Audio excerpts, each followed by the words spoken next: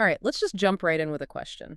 What if a state government paid out millions of taxpayer dollars, instantly? Instantly. Yeah, not based on any verified service, but Yeah. just on what someone puts into a simple online form. If that sounds like a blueprint for, well, massive financial crime, Hmm. you're pretty much tracking with what authorities believe happened in Minnesota, the speed of it all. Mm-hmm. That's what made the state treasury so vulnerable. Okay, so let's unpack that. For this deep dive, we're looking at what's been called an alleged billion-dollar welfare fraud scandal in Minnesota. A huge story. A huge story, but we're zeroing in on one specific program that sources claim was the hub of the wheel connecting everything. Non-emergency medical transportation, NEMT. Exactly, NEMT. You sent us some sources that detail really meticulously how this system for, giving people rides to the doctor allegedly became the main gateway for fraud across the state's entire social services system. And what's so fascinating is how, I guess, low-tech the alleged crime was. But the scale became staggering. Well, investigators allegedly found this whole network of phantom companies, and they were registered in the most bizarre places. Think liquor stores, mailboxes, empty offices. Wow. And these places were billing the state for round trips that average, about $100 a ride? $100 a pop for services that a lot of the time probably never even happened. Exactly. Ghost trips. And according to the source material, the core problem is just. Right. It's frighteningly simple. The state allegedly issues payment immediately. Right. The minute the form is submitted. Without any kind of mandatory verification. So this created the perfect setup for faking trips and, more importantly, for creating an artificial paper trail. Which then propped up fraud across the whole system. Right. So our mission today is to figure out the mechanics behind this. This shocking lack of oversight, how it allowed for millions in potential fraud, and where all that cash ended up. It's really a story about what happens when, system efficiency is prioritized over just basic common sense, over due diligence. Right. And the result is, a catastrophic failure to protect public money. Let's start with defining NEMT. I think that's central here. For you listening, this is for people who need state aid for transportation. Right. To a doctor's appointment, a dentist, that kind of thing. The sources even said sometimes approved retail spots, like Costco, if it was tied to a medical need. But the key is it's non-emergency. Right. And the whole weak spot is baked right into the billing process. These companies, they submit their claims online through a state portal. And what do they have to report? Just two things, really. The number of trips they say they took and the total mileage. That's it. But the state isn't just paying a flat rate for gas, right? The sources describe a payment structure that seems a little more complex. Oh, exactly. It's broken into three parts. They get paid for the trip to the appointment. Okay. The time the driver supposedly spent waiting for the patient. Waiting time. Got it. And then the return trip home. All three components for one appointment. And altogether, that averages out to what? The sources estimate that one round trip comes out to about $100, paid by the state. So if a company claims, say, 100 round trips in a day, that's $10,000 in claims. $10,000, based on completely unverified data. Which brings us to the big question. Why? Why did the state, according to the sources, allow this instant payment without checking anything? The sources really suggest this was a procedural gap that was either created on purpose or just tolerated. They allege the state does not verify these claims before the money goes out. So let me get this straight. A company says, we took John Doe to the dentist at 2 p.m. Yep. And instead of just, calling the dental office to make sure he showed up, the state just releases the money. Immediately. The $100 reimbursement is sent. No questions asked. So payment goes out the door the second the form is submitted. That's the perfect environment for ghost trips. It is. The moment that form is processed, the money moves. It gets rid of any kind of, human review that might flag something that looks weird. It basically created what one investigator called an ATM for fraud. Okay, so let's move from that structural problem to the sheer scale of this thing, because the numbers, they're pretty shocking. They really are. According to the source material, right now there are about 1,020 NEMT companies operating just in Minnesota. 1,020. In a single state. That number needs some context. It does. The sources pointed out that the national average for a legitimate NEMT company, one with actual employees, vans, maintenance, is around 20 vehicles. Right, and if you do the math on that, 1,020 companies, each with 20 vehicles. It's a massive, highly visible footprint.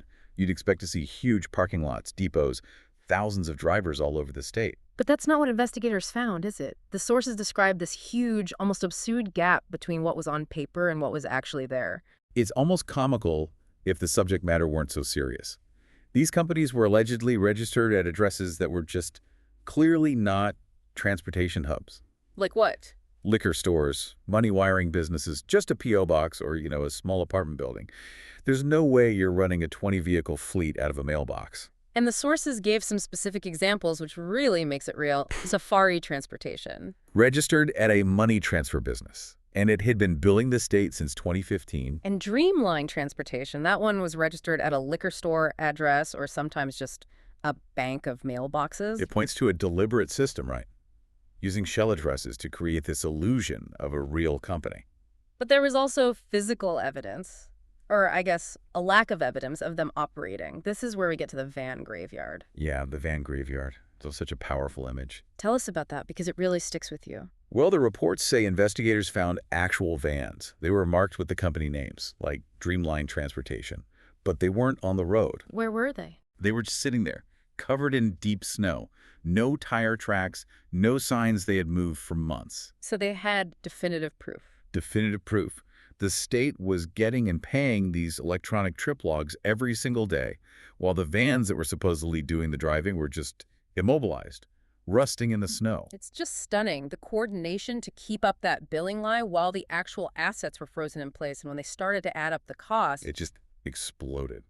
The sources estimate that just 2 of those fake locations could account for over $2.6 million in fraud. 2.6 million from 2 shell addresses. Right, and there were potentially over 1,000 providers. You can see how the numbers quickly climb into the hundreds of millions. It validates why NEMT was the central problem. So that brings up the big question. Why was the transportation part so critical to the entire fraud scheme? And that's the absolute crux of it. NEMT was the hub of the wheel. It was the mechanism that made all the other welfare services look legitimate. It's not just about stealing the $100 per ride. So it's the linchpin. It's what gives artificial legitimacy to the whole network. Precisely. Think about the other fraudulent places in the bigger scandal, like childcare centers, adult daycares, or those alleged autism centers. Okay. To get their big payments from the state, they have to show activity. They have to prove that people were actually transported to their facility. I see. So the fake NEMT company provides the fake paper trail. They claim they drove someone to, say, the adult daycare. Right. Even if the daycare itself was a fraud or the person never went. So the transportation record is the proof of attendance. Yes. It validates the payment for the destination. Huh. Without the NEMT company filing that trip report, the whole network, the daycare, the health center, it all collapses. Yeah. Because from the state's point of view, there's no activity. NEMT makes the whole thing look real. That makes the transportation part so much more valuable than just the ride fee itself. So once they create this web and the state's money starts flowing, the next question has to be, where did all the cash go? And this is where the story shifts dramatically into alleged money laundering. And it's based on some really powerful source material. Which is what? The testimony of a whistleblower. This person was a former narcotics agent for the airport police at Minneapolis-St. Paul International. An airport police officer. So this is firsthand information. What did this agent report seeing at the security checkpoints? The agent saw internal emails. They were detailing people claiming huge amounts of cash at the MSP airport checkpoints. Because you have to declare that, right, federal law. Exactly. You have to declare large sums of cash leaving the country. So what are we talking about here? 50,000? 100,000? Much, much larger. The smallest amounts reported were around $750,000 in a suitcase. And it went up from there. Up to what? Up to a staggering $6 million. Yeah. In a single suitcase. $6 million. And this wasn't like a one-time thing, was it? Not at all. The sources say this was happening consistently, sometimes twice a week. And it allegedly went on for 5 to 6 years. And they tracked where it was going. They did.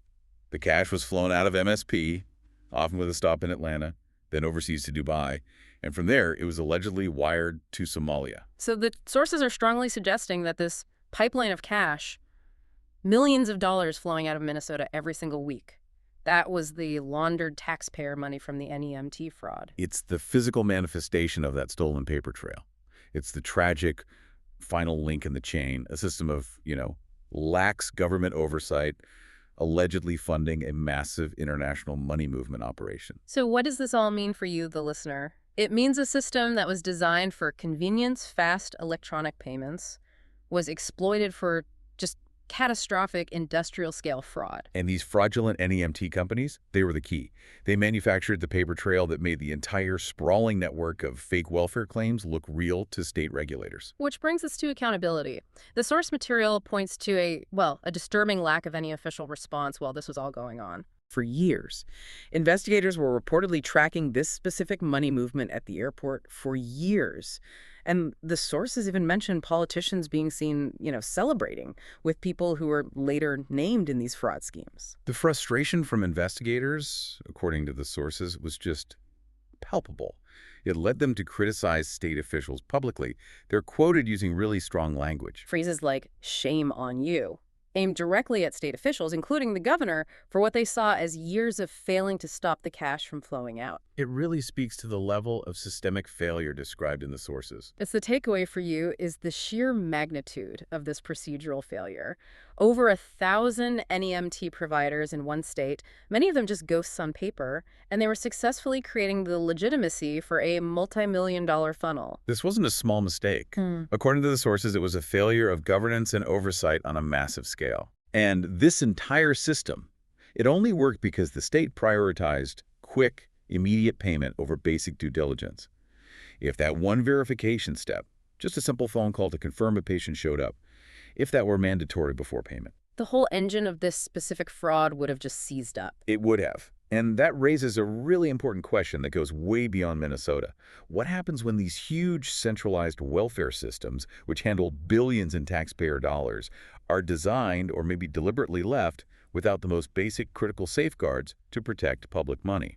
And what happens when they become, in effect, a giant unsecured fund that almost anyone with a laptop can potentially tap into? That's a question that really requires some serious thought about how we audit and manage these public services going forward.